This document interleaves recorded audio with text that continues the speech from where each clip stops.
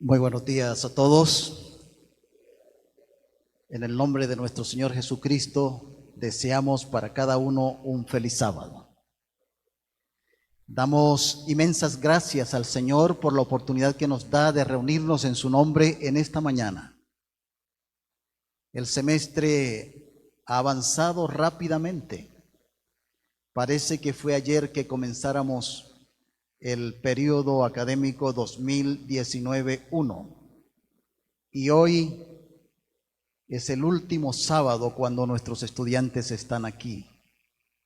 Viene una semana todavía especial para ellos desde el punto de vista académico, pero el próximo sábado algunos estarán colportando, otros estarán visitando a sus familiares, otros estarán trabajando.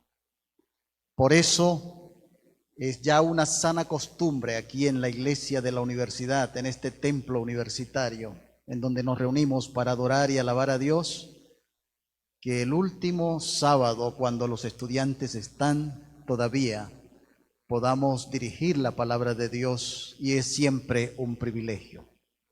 Hemos orado para que el Señor pueda rodear este lugar con sus poderosos ángeles. También he orado esta madrugadita para que el Señor mande a un ángel que esté al lado de cada uno de los que están aquí convocados. Y en forma especial para que el Señor pueda hablar a nuestros corazones desde su santa palabra. Agradecemos que muchos de ustedes están orando por el niñito de Víctor. Un accidente lamentable. Del tercer piso, en su caminadorcito, rodó hasta el segundo piso por las escaleras. Pero agradecemos al Señor que pudo haber sido algo peor. Tiene una fractura, una lesión en su nariz, en su cara, y se había programado que hoy a las 7 de la mañana el otorrinolaringólogo lo operara. Hablé con Víctor anoche y él me pidió que agradeciera a ustedes por las múltiples oraciones que se han elevado en favor de su hijito. El Señor está obrando milagros con él. El primer milagro es la protección que brindó a esta criatura mientras que caía por las escaleras. Y el segundo milagro es que él no sabía cómo solventar los costos hospitalarios y de la cirugía de su hijito, pero el Señor acaba de hacer un milagro. Su esposa, que es colombiana, 4 años atrás se había afiliado a una EPS, Medimás. Y luego ellos fueron a Ecuador, ya no estaban en Colombia. Cuando regresaron trataron de conseguir los servicios de esta EPS, no fue posible. Así que cuando llevaron al niño allí a la urgencia para ser examinado y ver cómo podía ser atendido por especialistas, le preguntaron: ¿y usted qué EPS tiene? Entonces Víctor dijo: bueno, nosotros hemos estado en relación, afiliados en algún momento con Medimás, y le pusieron Medimás en la hoja de ingreso. Ellos no entienden qué ha sucedido, pero ayer les informaron, ayer les informaron que Medimás está cubriendo todos los costos hospitalarios y de la cirugía. Ellos piensan que es un milagro y lo creen así sinceramente. Con toda seguridad, esto también hace parte de las respuestas generosas de Dios a las plegarias que ustedes han elevado. El Señor nos sorprende muchas veces inesperadamente mientras nos movemos por los diferentes caminos de la vida. Lo ha hecho no solamente con más de uno de los que estamos aquí con toda seguridad, sino lo ha hecho con sus hombres y mujeres en el pasado.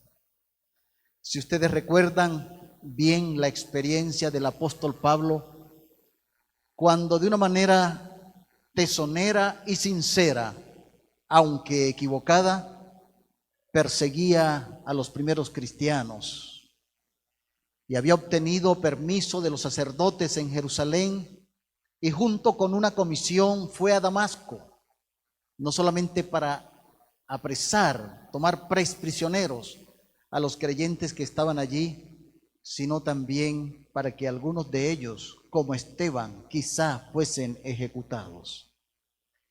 El Señor de Esteban, el Señor de la iglesia que recién se estaba formando, tenía el control e interceptó a Pablo en el camino a Damasco. Una luz intensa lo rodeó, lo tiró al suelo y una voz se escuchó, clara, retumbante: Saulo, Saulo, ¿por qué me persigues? Dice el relato de Hechos de los Apóstoles que las personas que le acompañaban vieron cómo su jefe, Saulo, había caído al piso. Oyeron la voz, pero no vieron nada más. Aturdido todavía en el piso, Saulo miró hacia arriba, al lugar desde donde había provenido la luz, y preguntó: ¿quién eres tú, Señor? La respuesta vino en el mismo tono rápidamente: yo soy Jesús, a quien tú persigues. Dura cosa te es dar coces contra el aguijón. En el suelo, Pablo, su pregunta: ¿quién eres tú, Señor? Y yo quiero decirles en esta mañana que esa es la misma pregunta, aunque en diferentes circunstancias, cada uno de nosotros debe hacerse en algún momento de la vida. ¿Quién eres tú, Señor? Quiero decirles que una experiencia cristiana vibrante comienza con una respuesta adecuada a esta pregunta. Necesitamos primero comprender en profundidad quién es el Dios a quien servimos y en quién creemos.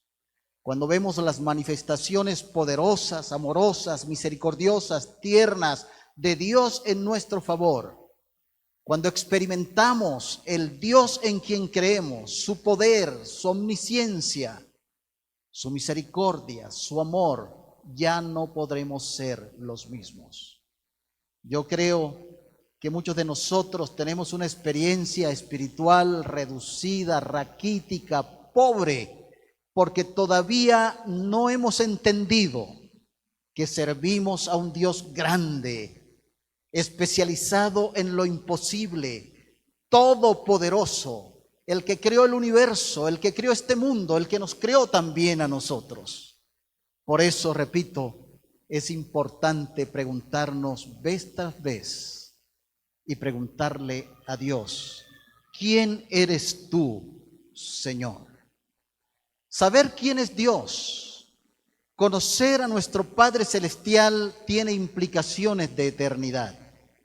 Dice la palabra de Dios en Juan 17:3: y esta es la vida eterna, que te conozcan a ti, el único Dios verdadero, y a Jesucristo, a quien has enviado.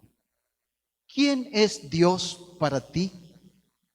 ¿Te has detenido alguna vez a encontrar una respuesta a esta pregunta? ¿Le has hecho esta pregunta a Dios? Señor, quiero experimentarte en mi vida. ¿Quién eres tú? No para el otro, para mí. En esta mañana quiero presentarles a Dios. ¿Quién es Dios? Desde tres perspectivas que aparecen implícitas en el maravilloso relato de la resurrección de Jesús. Y en primer lugar quiero decirles que la resurrección de Jesús no es un mito, tampoco es un relato fraudulento de un grupo de sus fieles seguidores. La resurrección de Jesús es un hecho histórico irrefutable. El que no quiera aceptar la resurrección de Jesús según el relato de la Biblia, de la palabra de Dios, tendrá que aceptarlo por el testimonio de la historia. Porque la tumba de José fue una tumba real. La piedra que fue colocada a la entrada de la tumba también era real. El sello romano que se puso encima de la piedra como una señal de garantía que su cuerpo no sería robado, como pensaban que podría suceder, también era algo real. Los soldados romanos que custodiaron la tumba existieron, eran reales. El testimonio de las mujeres que fueron al sepulcro el primer día de la semana para ungir el cuerpo de Jesús, encontrándose con la tumba vacía, ese testimonio fue verídico, fue real. La resurrección de Jesús ocupó un lugar en un tiempo en el derrotero histórico de la humanidad. La resurrección de Jesús se convirtió en el eje central, en la esencia poderosa de la predicación de los primeros cristianos. Y saben ustedes, este hecho zarandeó, inquietó la vida de todos cuantos escuchaban este mensaje. Y la resurrección de Jesús sigue inquietándonos y zarandeando la vida de aquellos que la escuchan. Porque cuando analizamos y reflexionamos sobre la resurrección de Jesús, cuando nos confrontamos con este hecho histórico, este relato de la palabra de Dios, tenemos también que confrontarnos con la pregunta: ¿quién es Jesús? Porque si Él resucitó, Él es el Hijo de Dios. Él es el Salvador del mundo.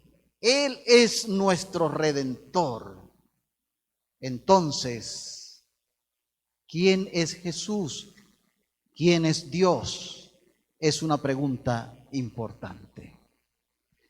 El relato de la resurrección de Jesús está cargado de detalles y voy a usar 3 de estos detalles para tratar de compartir con ustedes, repito, 3 facetas del carácter de Dios, del Dios en quien creemos, de nuestro amante Padre Celestial.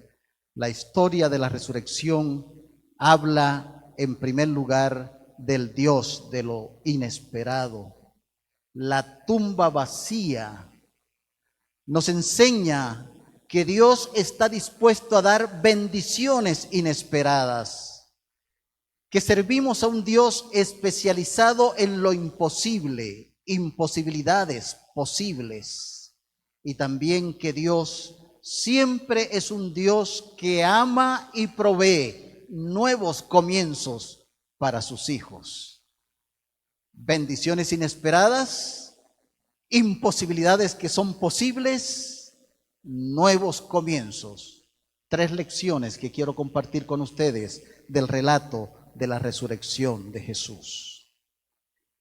Ese día nació como todos los demás días.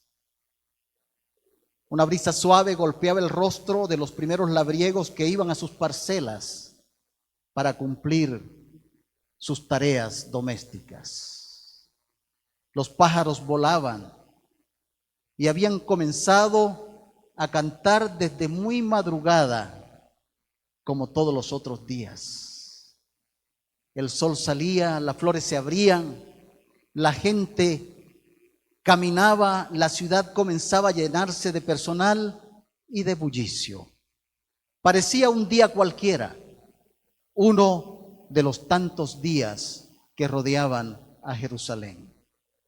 Ese día, 2 mujeres, las Marías, y dice el relato de Marcos, el primer día de la semana, domingo, se habían dispuesto para cumplir lo que ellas consideraban una sagrada tarea. Y quiero remarcar la experiencia de Marcos de que el primer día de la semana las mujeres se dispusieron a hacer un trabajo que habían dejado inconcluso el viernes anterior.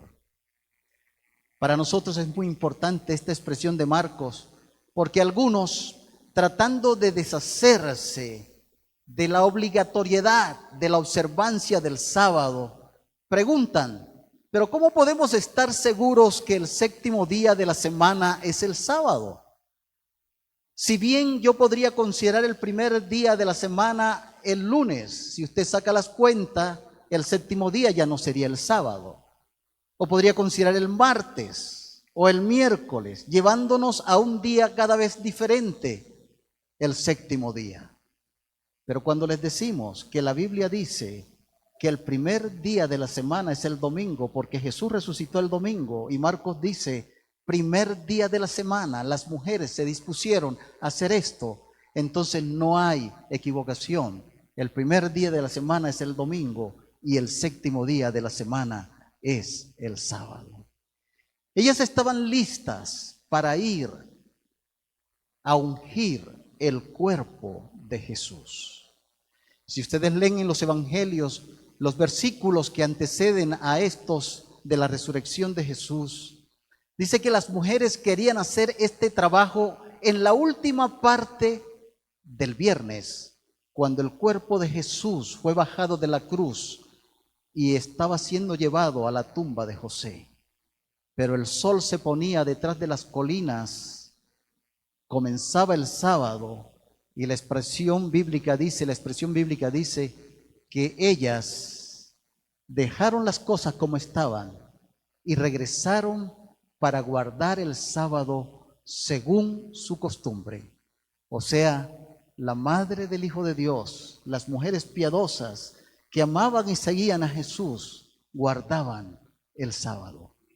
Pero ese domingo, ellas estaban expectantes, el sol ya había salido, el día había comenzado. Y dice la Biblia que se apresuraron para completar la tarea inconclusa. La última vez que vieron el cuerpo de Jesús estaba lastimado, herido, golpeado y ensangrentado. Ellas querían ahora ungirlo. Y fueron con el propósito de dar, no de recibir. Ellas ni siquiera pensaban que se iban a encontrar con un Jesús resucitado. Fueron sin esperar nada a cambio. Fueron sin esperanzas, solo con la intención de ungir el cuerpo de Jesús. Tal vez pensaron, Jesús está muerto y un muerto no da gracias, un muerto no agradece, pero vamos de todas maneras. Fue un acto de fe, unjamos el cuerpo de nuestro Maestro. En Juan capítulo 20, versículo 1 dice que el primer día de la semana, María Magdalena fue de mañana, siendo aún oscuro, al sepulcro y vio quitada la piedra del sepulcro. Quiero remarcar esa expresión que María Magdalena fue de mañana, siendo aún oscuro al sepulcro. Y yo creo que esa expresión bíblica habla más de la oscuridad, habla más que de la oscuridad de esa madrugada. Realmente estaba oscuro con la negación de Pedro, estaba todavía oscuro con el temor de los discípulos, era oscuro con la cobardía de Pilato, quien para eludir su responsabilidad de libertar a Jesús se lavó las manos. Era oscuro con la angustia de Cristo, estaba oscuro con el júbilo de Satanás que pensaba que había vencido, oscuro con la traición de Judas, oscuro con el rechazo de los judíos. Y dentro de este contexto de oscuridad circunstancial, María Magdalena, siendo oscuro, fue al sepulcro para cumplir la tarea sagrada. Estaba oscuro aquel momento, aquel domingo de madrugada. Las mujeres simplemente estaban haciendo su trabajo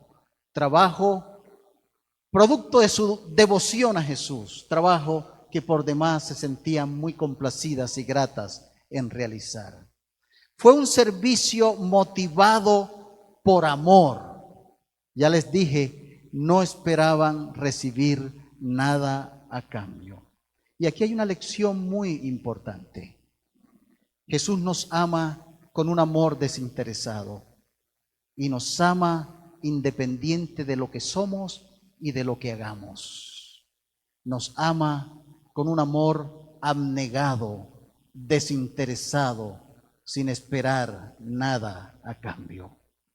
Tú puedes insultar a Jesús, puedes renegar en contra de Él, tú puedes darle la espalda, y sin embargo, nada podrá ser que el inmutable, el invariable amor de Dios por ti y por mí sea diferente.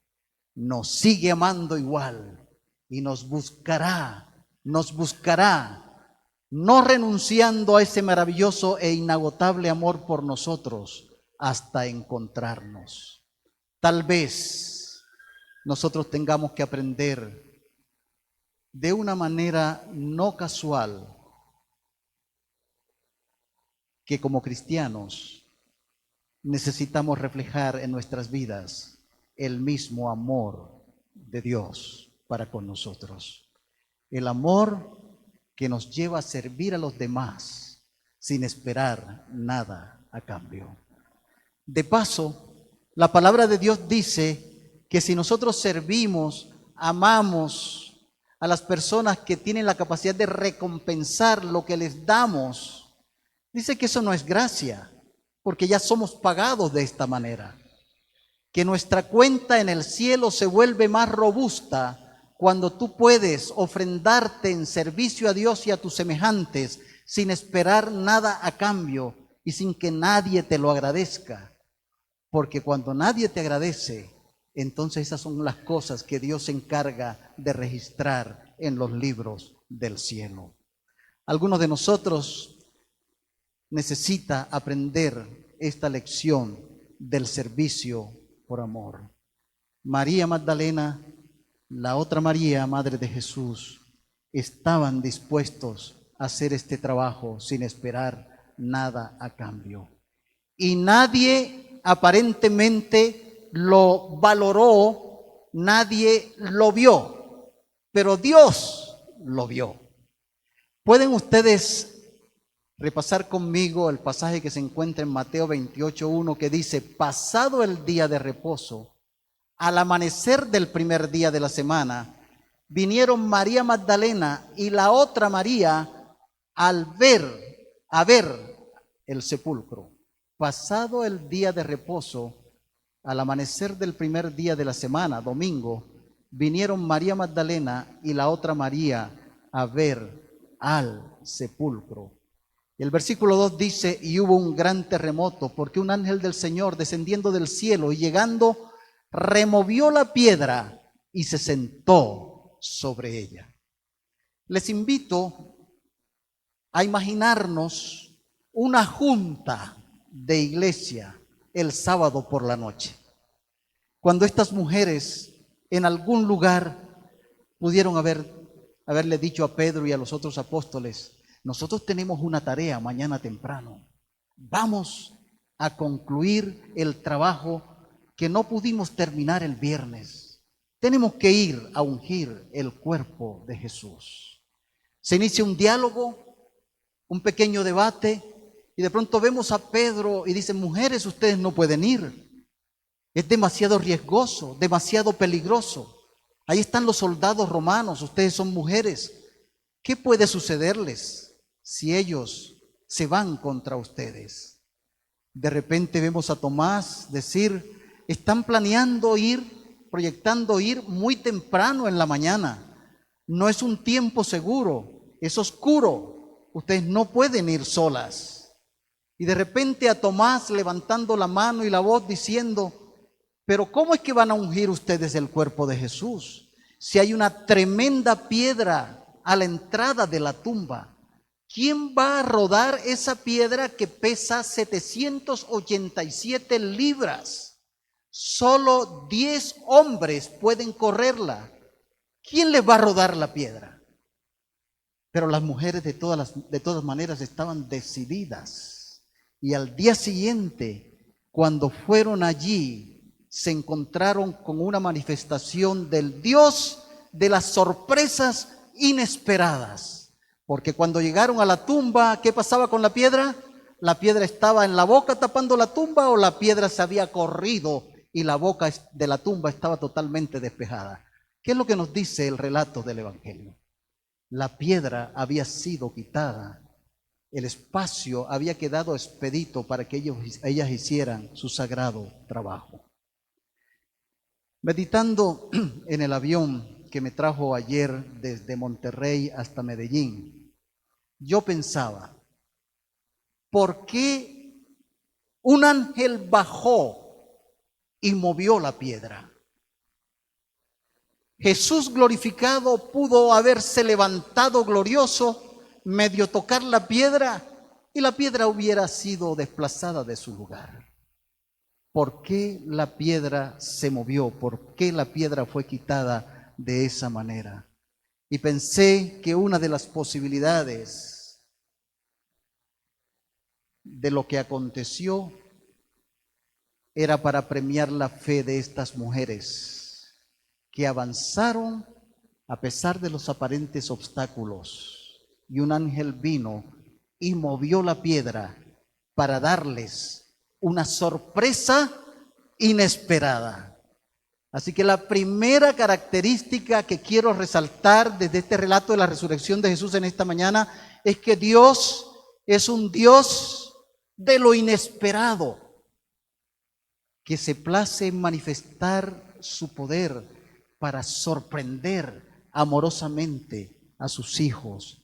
Dios es un Dios de lo inesperado. Si ustedes revisan a lo largo de la historia, se van a encontrar diferentes episodios o narraciones en donde el Dios de lo inesperado actuó para beneficiar, sostener, bendecir la vida de sus hijos. ¿Se acuerdan de Elías?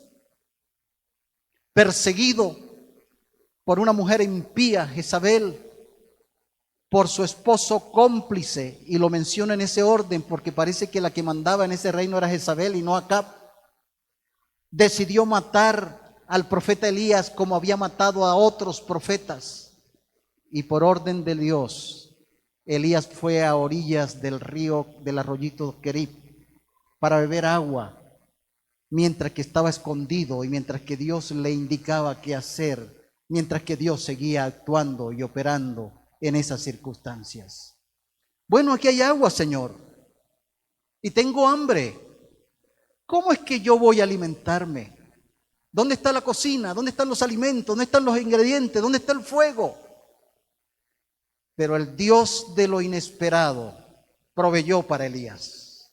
Los cuervos venían y le traían un alimento con una composición nutricional que yo pienso fue preparada por Dios.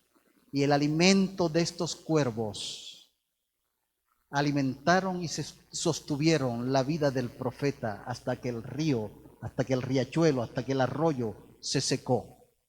Y de allí, por orden de Dios, él fue a Sarepta, un país pagano, un lugar que no estaba dentro de los contornos de Israel, para encontrarse con una viuda por el mandato de Dios. Y Dios actuó milagros. El Dios de lo inesperado proveyó para esa mujer que tenía solamente un puñadito de harina y un poquito de aceite. Y el Dios de lo inesperado siguió manteniendo la vida del profeta. Y por el gesto desinteresado, altruista, generoso, hospitalario de esta mujer en favor de un siervo de Dios, no solamente el profeta fue sostenido, sino que ella misma milagrosamente y su hijo fueron también sostenidos por la poderosa mano del Dios de lo inesperado. Más de 3 millones de personas atravesando el desierto por orden de Dios rumbo a la tierra prometida. ¿Dónde está el acueducto? ¿Dónde están las botellas, los bombones de agua para dar de beber a esta vasta multitud? Y todos sabemos lo que es el clima del desierto. Es muy fácil deshidratarse de día. Necesitamos hidratarnos. Agua, ¿dónde está el agua? Y el pueblo de Israel durante esos 40 años en más de una oportunidad clamó por agua. Y el Dios de lo inesperado hizo que fluyera agua abundante desde la roca, desde la piedra. ¿Puede una piedra dar agua? ¿Puede una piedra proveer agua? ¿Puede la mente humana pensar que de una roca puede salir agua? Sin embargo, Dios también lo hizo. Y durante 40 años, ¿cómo habría de alimentarse esa vasta multitud? Dios proveyó. ¿Y qué alimento fue ese? ¿Qué nutrientes tenía? Que dice Salmos que durante 40 años no hubo en ninguna de las tribus un enfermo. ¿Qué nutrientes pudo haber tenido ese maná provisto por Dios, alimento de ángeles, que estimulaban el sistema inmune de los que hacían parte de ese grupo de israelitas rumbo a la tierra prometida? El Dios de lo inesperado surgió en medio de esta necesidad de su pueblo para proveer el mejor alimento, el maná del cielo. ¿Y recuerdan ustedes esa historia? Cuando Jesús iniciaba su ministerio terrenal, se acabó el vino en medio de un matrimonio en donde él asistía con sus discípulos. Era una descortesía muy grande que antes de que terminara la fiesta, un sector de los invitados no tuvieran el alimento o el vino previsto para la boda. Y el Señor Jesús hizo un milagro para solventar en esa boda gran dificultad. Ahí apareció otra vez Dios, el Dios de lo inesperado. Y este episodio me gusta mucho. Se encuentra en Mateo, ¿verdad? Dice que Jesús y sus discípulos llegaron una vez a Capernaum y los encargados de cobrar las 2 dracmas, o sea, el impuesto, se acercaron a Jesús, pero primero hablaron con Pedro y le dijeron: Pedro, tu maestro no paga las 2 dracmas. Y Pedro fue y habló con Jesús. Y Jesús le dijo a Pedro: Pedro, ¿a quién se le cobra los impuestos? ¿A los hijos del rey o a los extraños? Pedro contestó: a los extraños. Jesús le estaba enseñando una lección a Pedro. Yo soy el rey, tú eres mi hijo. ¿Por qué nos están cobrando los impuestos a nosotros? Y entonces dice el relato: mas para no molestarlos, no inquietarlos, ve al mar, tira el anzuelo y un pez se va a tragar la carnada. Tira la cuerda, el nylon, y vas a encontrar un pez. Agárrelo, abre la boca y dentro de la boca de ese pez vas a encontrar un estatero. ¿Qué es eso? Una moneda antigua que, si ustedes revisan, se le llamaba tetradracma, porque equivalía a 4 dracmas. Así que con una moneda se pagaban los 2 dracmas de Pedro y los 2 dracmas de Jesús. Sácale esa moneda de la boca y ve y paga por ti y por mí. Jesús, el Hijo de Dios, el Dios de lo inesperado, aparece y consigue de la manera más inusual, humanamente menos pensable, los recursos para enseñarle una lección de fe a los discípulos y también a los que cobraban impuestos. Miren, Dios actuó no solamente con los discípulos, sino que sigue actuando a través de la historia. Una historia fascinante de los aciagos días de la Rusia comunista nos enseña una lección inspiradora. Un pastor que vivía en un lugar en donde no había la disponibilidad de Biblias, se dio a la tarea de conseguirse una máquina de escribir y durante varios días y largas noches escribía porciones de la palabra de Dios para distribuirla entre su gente, a los amigos y también a la iglesia, porque no tenían Biblia. Lo que él no sabía es que en el piso de arriba vivía un oficial que trabajaba para el gobierno y que era un informante. Este estaba muy curioso de que de día y de noche escuchaba un clic, clic, clic, clic, clic, clic, clap, clic, la máquina de escribir. Investigó y se dio cuenta de que lo que hacía el pastor era reproducir porciones de la palabra de Dios de esta manera, diríamos artesanal, porque las Biblias no podían ser distribuidas por circunstancias políticas del gobierno.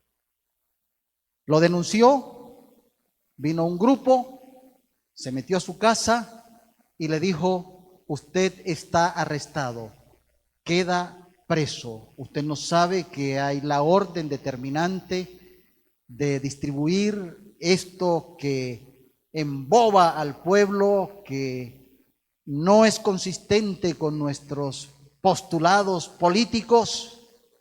Y el pastor fue mandado a la cárcel.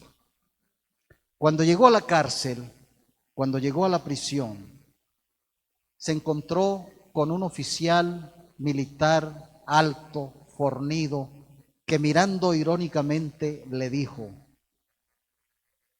¿esa es la manera como Dios te alimenta? ¿Cuándo fue la última vez que Dios te dio alimento? Mira cómo estás, con un aspecto raquítico, tu rostro es enjuto, pálido. Pues para que sepas que yo te voy a dar más de lo que tu Dios te da, te voy a mandar al calabozo por 5 días. Lo único que te voy a dar es un poco de agua, pero no te daré ni pan ni ningún otro alimento. Y lo dejó allí en el calabozo recluido. En la noche este pastor se arrodilló y comenzó a clamar a Dios: Señor, estoy débil, necesito alimento. Tú provees, tú eres un Dios de lo inesperado. No entiendo, no sé, mi mente no puede explicar cómo es que tú me vas a mandar alimento a mí para proveer para mis necesidades físicas. Y mientras oraba sobre sus rodillas, tembloroso, escuchó a sus espaldas: miau, miau. Miró un gato. ¿Y qué traía el gato en su boca? Un pedazo de pan. Fue, tomó el pan, lo miró, estaba limpio, el gatito dio media vuelta y él comió ese pan saboreándolo como el mejor pan que había comido alguna vez en su vida. Llegó al día siguiente: Señor, tengo hambre, ¿será que tú puedes mandar otra vez a ese gatito que me traiga pan? Y mientras oraba, miau, miau, miau, él fue, otra hogaza de pan, ahora más grande, y él comió el pan. Y el gatito vino así por 5 días. Al 5.º día, el oficial vino a revisar qué era lo que estaba pasando con este hombre y a burlarse de él irónicamente. Ajá, ¿y tu Dios te ha dado alimento? Ahora te veo en condiciones más deplorables que cuando viniste. ¿Estás dispuesto a renunciar a tu fe para que tengas una mejor comida? Y él le dijo: mire, señor oficial, no sé cómo es que ha acontecido, pero durante 5 días yo he recibido pan para mis necesidades de alimentación. ¿Qué? ¿Quién lo ha traído? Dime enseguida el nombre para arrestarlo y mandarlo a prisión por traición. No puede ser que mis hombres de confianza se hayan prestado para semejante barbaridad. Y mientras que lo retaba y lo regañaba, de pronto oyó miau, miau. Miró y delante del oficial venía el gatito con otro pedazo de pan. Y dice la historia que este hombre sorprendido dijo: no puede ser, no puede ser, ese es mi gato y además ese es mi pan. El gatito había estado viniendo por 5 días, tomando el pan de ese líder militar, de ese poderoso oficial, para traerle el pan a un hijo de Dios que tenía hambre. Dios, el Dios de lo inesperado. Si Dios puede mover a un gatito para traer pan a uno de sus hijos hambrientos, el pan de su verdugo, ¿cómo no es que Dios puede mover cualquier circunstancia, cualquier piedra para suplir nuestras necesidades? Dice la palabra de Dios que el que no escatimonia a su propio Hijo amado, sino que lo envió para redimirnos del pecado y para salvarnos, no estará dispuesto a darnos con él, que dice todas las cosas, todas las cosas. Así que necesitamos contestar la pregunta: ¿quién es Dios para mí? Y la primera idea que quiero venderte es: Dios es un Dios de lo inesperado, que hace cualquier cosa para sorprender a sus hijos y hacerle entender que Él está allí. Pero ustedes me dirán, esa es una historia ya de hace cuántos años, de la iglesia primitiva y de la Rusia comunista. Dios no sigue obrando milagros hoy. Dios sigue obrando milagros hoy. Y quiero pedirle a Ana Lucila que nos cuente una historia más reciente de ese Dios de lo inesperado, que es nuestro Dios. He orado y quiero en mi corazón que cuando salgamos de aquí en esta mañana, salgamos con la firme determinación que Dios está al control de todas las circunstancias de nuestra vida, aunque no veamos salidas. Dios está en el control. El Dios de lo inesperado está a nuestro lado. Buenos días, feliz sábado. Les quiero comentar el día de hoy una historia que escuché de una persona que me la contó. Y esta historia no sucedió acá, sucedió en otro país, bajo otras circunstancias. Resulta que este joven, él había salido de su país, que no es cristiano, en el cual el cristianismo es totalmente prohibido, y él se dirigió a otro país para estudiar. En este país, él empezó a desarrollarse, ¿no?, en sus estudios y a seguir adelante. Mientras él estudiaba en este lugar, él tenía la costumbre de leer mucho, ¿sí? Y se empezó a interesar por diferentes temas. Un día, él estaba caminando por las calles de la ciudad y pasó enfrente de un lugar, parecía ser una iglesia, y afuera de esta iglesia habían unos libros, y le llamó la atención los libros que estaban afuera. Entonces él fue, agarró un par de libros y se los llevó para leer. Luego que los leyó, él quedó con muchas preguntas en su mente, porque eran libros cristianos. Entonces él fue al mismo lugar donde había sacado los libros y empezó a preguntar, ¿sí?, a los jóvenes que estaban en este lugar, y al pastor le empezó a hacer muchas preguntas. Con el tiempo, él se volvió al cristianismo, adventista del séptimo día. Le vamos a poner un nombre, ¿sí?, a este joven, le vamos a poner de nombre Berg. Bueno, resulta que Berg, él apasionado ahora por Jesús y con su nueva relación de amor, recibiendo esa misericordia, ese cariño de parte de Dios, él sintió que su vida estaba totalmente transformada. Pero por otro lado, él vivía una realidad muy dura, porque su familia, si se llegaban a enterar de lo que él creía, lo podrían rechazar. Cuando llegó la época de vacaciones, su familia lo invitó a ir a pasar unos días con ellos, ¿sí?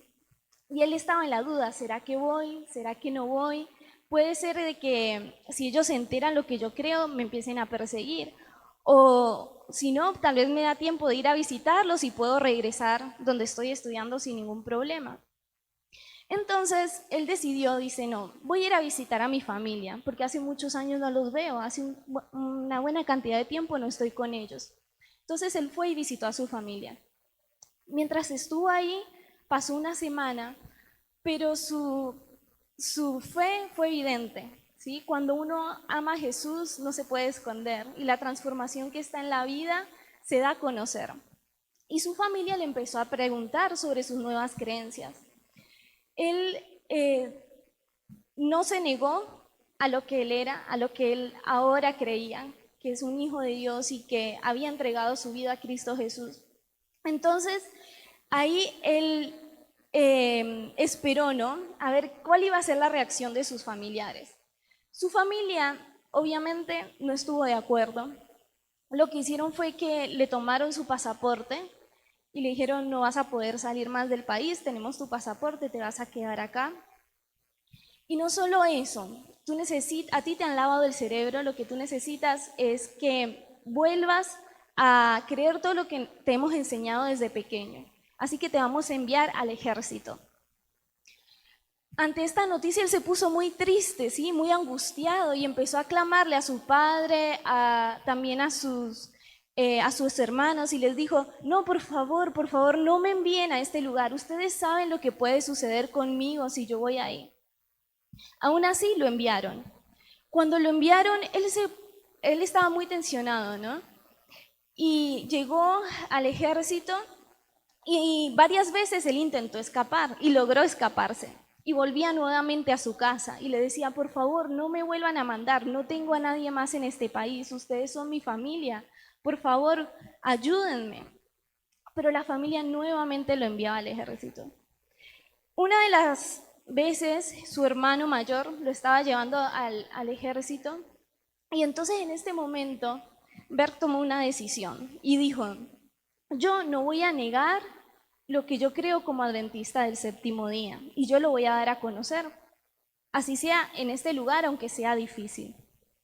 Entonces cuando él llegó, lo primero que hizo fue avisarle al guardia de entrada y le dijo, yo soy un adventista del séptimo día, por lo tanto yo guardo los sábados y yo no puedo hacer ningún tipo de actividad que no sea adorar a mi Dios.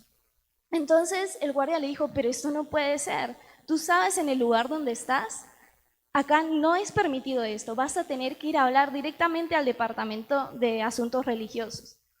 Y él dijo, no, pero ellos ya saben, porque cuando ellos me aceptaron en este lugar, ellos saben lo que yo creo. Entonces lo mandaron en instancia mucho mayor en la cual su caso iba a ser juzgado. Él fue a este lugar, ¿sí? Con mucho temor y aún ahí él testificó de Jesús. Pero él seguía orando y en este momento él se aferró de las promesas de Dios y le dijo, Señor, por favor, en este momento tú has prometido ayudarme, ser mi libertador. Entonces, de alguna forma, una persona que él no conoce, que nunca había visto, se enteró de su caso y le dijo, yo te voy a ayudar a salir de este lugar. Y le explicó toda la estrategia que ellos iban a hacer para poder salir. Le dijo, mira, hay tales cámaras en tal lugar, se mueven cada tantos minutos, tantos segundos, tienes tanto tiempo para moverte de un lugar al otro, pero el desafío más grande que vas a tener es salir por la puerta principal. Pero no importa, sígueme y vamos a hacer esto juntos. Entonces él, confiando en este desconocido, que era su única salvación, él lo comenzó a seguir, ¿sí? Lo siguió, pasaron una cámara, otra cámara, llegó a la puerta principal y este portón se abrió de par en par. Y el guardia que estaba en ese lugar parecía estar totalmente ciego de la circunstancia, de la situación que ellos estaban viviendo. Y ellos lograron salir, ¿sí? Y escapar. Una vez que ellos salieron, ellos corrieron, luego consiguieron otro transporte, llegaron hasta la frontera, fue una travesía bastante extensa. Y una vez que ellos lograron pasar la frontera, él llegó al país en el cual él estaba anteriormente estudiando, pero la ciudad en que él estaba era muy lejos de la ciudad donde él estaba estudiando. Entonces él ahora preocupado, Señor, gracias porque ahora tú me has salvado. He visto tu mano, has abierto las puertas, hiciste lo imposible para mi salvación. Pero ahora yo estoy solo. ¿Dónde voy? No tengo dinero, no tengo comida, no tengo nada. Y empezó a caminar nuevamente por las calles de este pueblo, ¿sí? Una ciudad muy pequeña. Empezó a caminar y sorprendentemente se encontró con sus amigos que al inicio le habían hablado de Jesús en la otra ciudad. Y esto fue la salvación para ellos.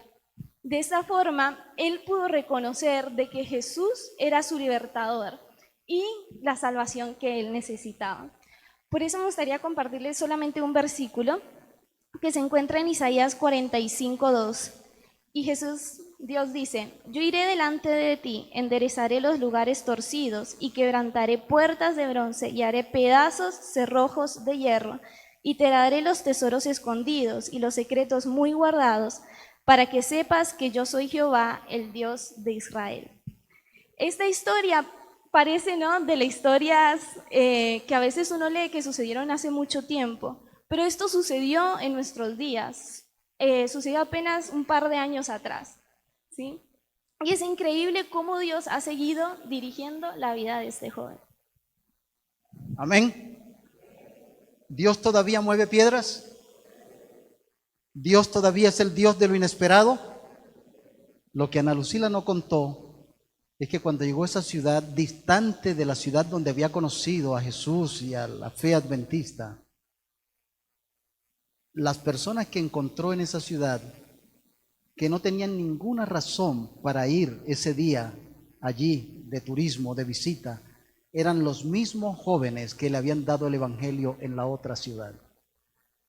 Lo rodearon y se lo llevaron, y todavía oramos por este joven para que su fe siga creciendo. Dios todavía mueve piedras, Él todavía hace milagros, ¿verdad? La historia de la resurrección de Jesús también nos habla del Dios de lo imposible. Mateo 28:6, no está aquí, pues ha resucitado, como dijo: venid, ved el lugar donde fue puesto el Señor. Las Marías iban a ungir un cuerpo muerto, y el Dios de lo inesperado les mostró el milagro de la resurrección de Jesús. Cristo estaba muerto, la tumba estaba vacía, estaba sellada. Los soldados romanos habían montado guardia en torno a la tumba. Mateo 17:20, Jesús les dice, miren, este texto contesta la pregunta: ¿por qué no vemos más los milagros de Dios hoy en día? Y Mateo 17:20 dice, Jesús les dijo: por vuestra poca fe, porque de cierto os digo que si tuvierais fe como un grano de mostaza, diríais a este monte: pásate de aquí allá, y se pasará, y nada os será imposible. Y el versículo 26 dice, y mirándolos Jesús les dijo: para los hombres esto es imposible, mas para Dios, ¿qué cosa? Todo es imposible. Todo es imposible para cambiar lo imposible. Para Dios todo es posible. Nunca olvidemos, hermanos, que servimos a un Dios especializado en imposibilidades, en cambiarlas en posibilidades, posibilidades imposibles, ¿verdad? Dios es no solamente el Dios de lo inesperado, también es el Dios de lo imposible. Caminó sobre el agua Jesús e invitó a Pedro, y Pedro caminó sobre el agua. Eso es imposible para el hombre. Jesús mandó y reprendió la tempestad, y la tempestad, las fuerzas del viento le obedecieron y hubo calma.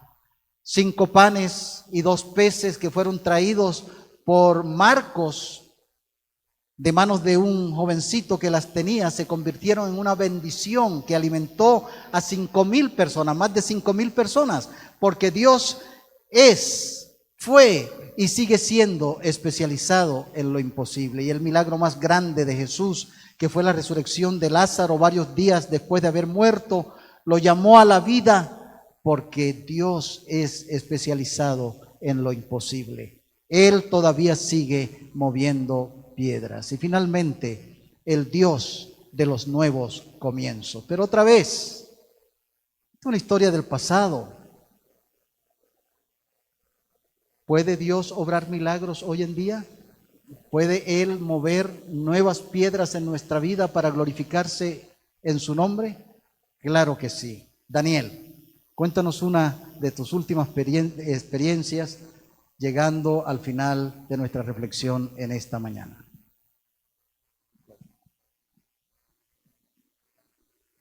Buenos días para todos, que el Señor les bendiga. Yo vengo de Turbo, venimos de Turbo con mi esposa, y los que han ido en Turbo, los que son de Turbo, quizás conocen la persona a la cual voy a contar el testimonio, y se trata de Leonela. Leonela, ella se descarrió, llegó a los pies de Cristo, pero yo quiero contar desde el momento que ella llegó a Cristo. Ella se bautizó y escogió a mi esposa y a este servidor como sus padrinos mayores. Y ella con su esposo empezaron a asistir a la iglesia después de bautizado. Y Leonela ya tenía un niño de 7 años y ella quedó encinta nuevamente. Y estando encinta, después de varios meses, fueron al médico a la revisión y eso, a todo lo que es el chequeo y eso. Y el médico le da un dictamen, y el dictamen que le da es que el niño que va a nacer, ella le había puesto el nombre de Samuel, el niño que va a nacer, iba a nacer con síndrome de Down, iba a tener los pies torcidos, problemas en los riñones, problemas en los pulmones, y le había recomendado que lo mejor sería que ella abortara.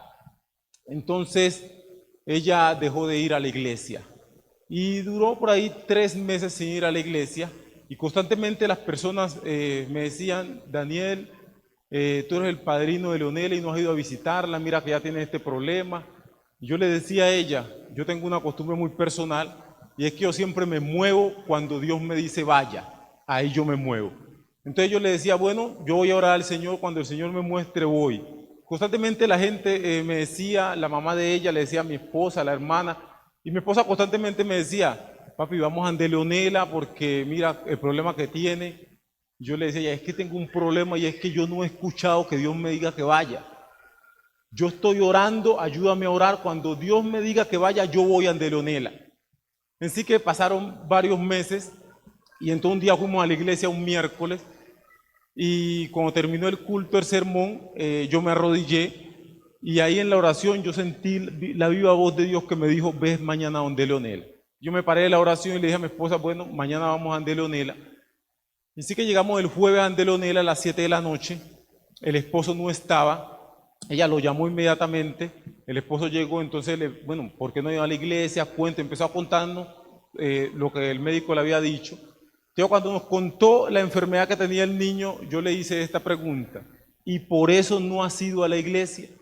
Y entonces ella me dice: no, Daniel, disculpa, tú sabes que somos muy amigos, te voy a decir con todo respeto, ¿qué hubieses hecho tú si tu esposa fuera la que estuviera en esta situación? Yo le dije: yo no fuera dejado de ir a la iglesia, pero Dios me mandó a tu casa con un objetivo claro, y es que Dios va a sanar a tu hijo. Pero es necesario que ustedes dos hagan un pacto con el Señor, restauren su vida con el Señor y se consagren. Y me llama la atención, cuando el pastor ahorita colocaba el texto de lo imposible, me llama la atención que yo le dije a Leonela: ¿crees que Dios puede hacer un milagro? Ella me dice: no creo. Y yo le dije al esposo: ¿crees que Dios va a hacer un milagro?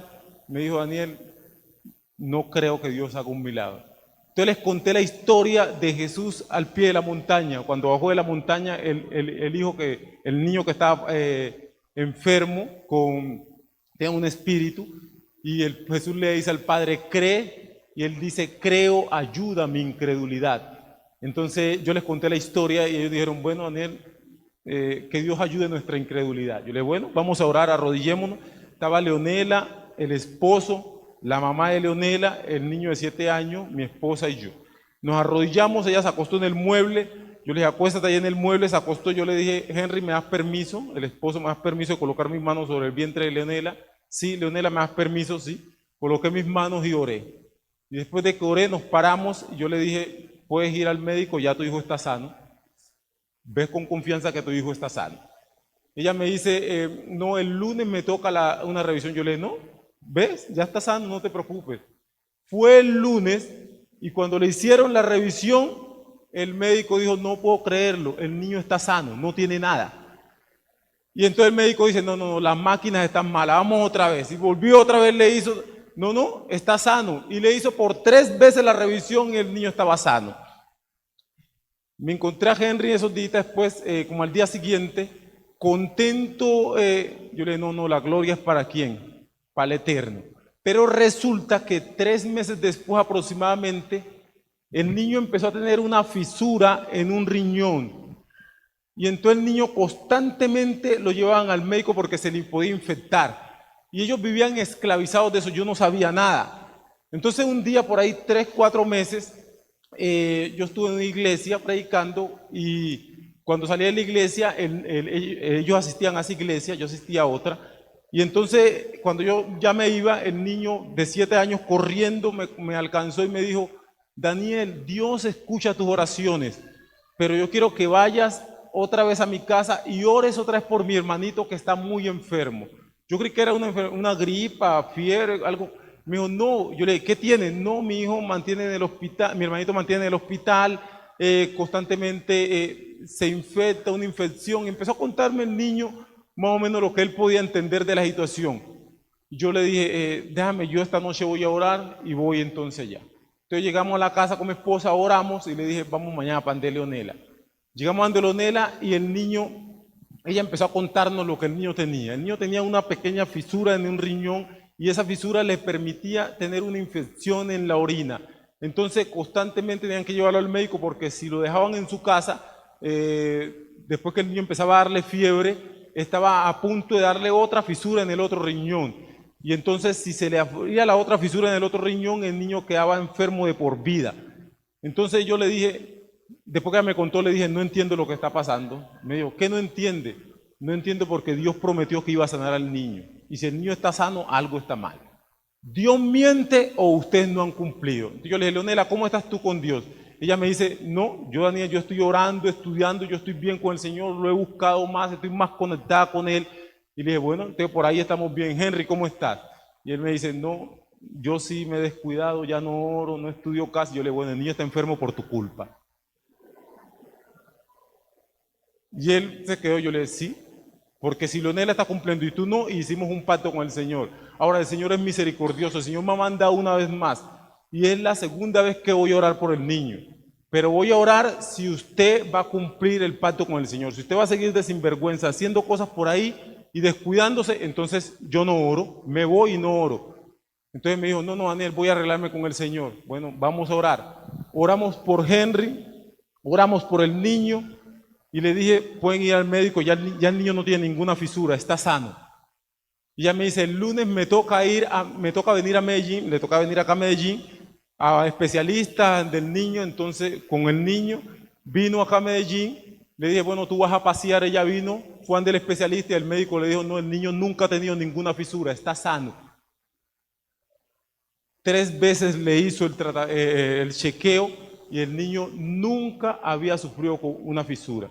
Entonces el médico le dice, ve a apartado, que hay un especialista mucho más avanzado, yo no conozco casi de medicina, un especialista mucho más avanzado y que te haga una revisión tal. Y ella se volvió el martes para Medellín, el miércoles llegó a apartado y fue ante el especialista y el especialista le dice, no, es que el niño nunca ha sufrido de esa fisura. Le doy gloria a Dios porque Dios es el Dios de lo imposible. Ahí está el niño, tiene aproximadamente 2 años. Ni fiebre le da, ni gripa. Para honra y gloria de Dios. El Señor les bendiga. Amén. Dios es el Dios de lo inesperado. Dios es el Dios de lo imposible. La palabra imposible no aparece en el diccionario de Dios. Y Él se glorifica en la fe de sus hijos. Y si nuestra fe es débil, como dice la palabra de Dios y como nos lo recordó Daniel, podemos orar como ese padre desesperado. Señor, ayúdanos en nuestra incredulidad y fortalece nuestra fe. La resurrección de Jesús nos trae la hermosa y sublime lección de que Dios es un Dios de lo inesperado, que Dios es un Dios de lo imposible y finalmente Dios es un Dios de los nuevos comienzos. Cuando vemos operar a Dios en nuestra vida, no seguiremos siendo los mismos. Algo sucede en nuestra relación con Dios al Él manifestarse como Dios en nuestra vida y en nuestra experiencia. Para María Magdalena fue un nuevo comienzo. Para la misma madre de Jesús, María, fue un nuevo comenzar. Para Pedro y para Juan, el haber evidenciado el tremendo milagro de un Jesús resucitado fue un nuevo comienzo y su vida no siguió siendo la misma. Yo oro en esta mañana para que Dios pueda actuar en nuestras vidas a través de su Espíritu y nosotros le permitamos a Dios ser el Dios de lo inesperado, que le permitamos al Señor ser el Dios de lo imposible y que le permitamos al Señor ser el Dios de los nuevos comienzos. Deseamos de todo corazón que estos milagros se operen en nuestra vida y que nos sentemos quietamente para preguntarle a Dios: ¿quién eres tú, Dios? ¿Quién eres tú, Señor? Y experimentemos el gran poder de Dios en nuestra vida, que nos ama tanto. ¿Cuántos queremos pedirle al Señor que opere esos milagros de aumentar nuestra fe? La fe es necesaria. La fe es suficiente y necesaria para agradar a Dios. La palabra de Dios dice que, ¿cómo dice? Sin fe es imposible agradar a Dios, porque es necesario creer que el que a Dios se acerca, crea que le hay y que es galardonador de los que le buscan. El texto nos sugiere que muchas veces nos acercamos a Dios sin creer que Él es Dios, que es omnisciente, que es todopoderoso y que Él es el Dios de lo inesperado, el Dios de lo imposible, el Dios de los nuevos comienzos. Que el Señor nos bendiga en el resto de este día y salgamos de aquí fortalecidos con esto que emana de la palabra de Dios. Les pido que se pongan en pie para orar.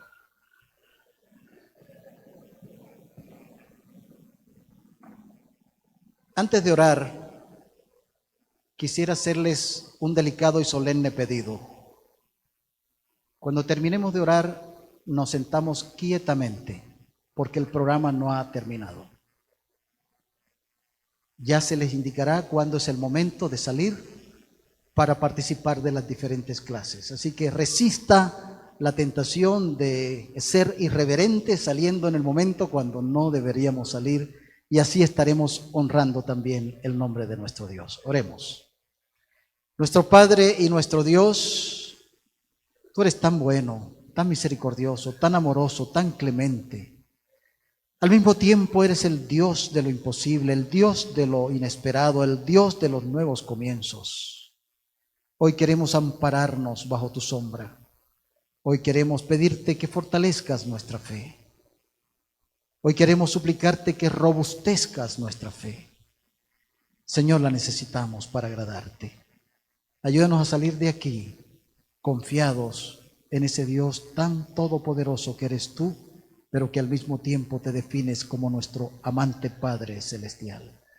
Si hay aquí algún enfermo, si hay aquí algún aconcojado, si hay aquí alguna persona que está pasando por una lucha, por una crisis, Señor, que este sea el momento para que tú te glorifiques en su vida, porque hemos leído, entendido y aprendido que la necesidad extrema del ser humano, la necesidad extrema de nosotros, esa es tu oportunidad. Y puede ser que más de uno de los que estamos aquí necesitamos esa intervención tuya, todopoderoso, frente a las situaciones extremas y límites de nuestra vida. Gracias por escucharnos. Ayúdanos a permanecer aquí en forma reverente hasta que termine el programa y bendícenos al ir a las clases para estudiar la lección de escuela sabática.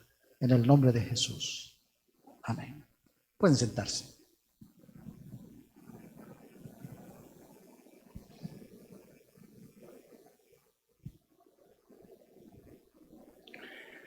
Seguiremos adorando a nuestro Dios por medio de nuestra devolución del diezmo y la ofrenda que hemos traído para nuestro Señor en esta hora. Los hermanos diáconos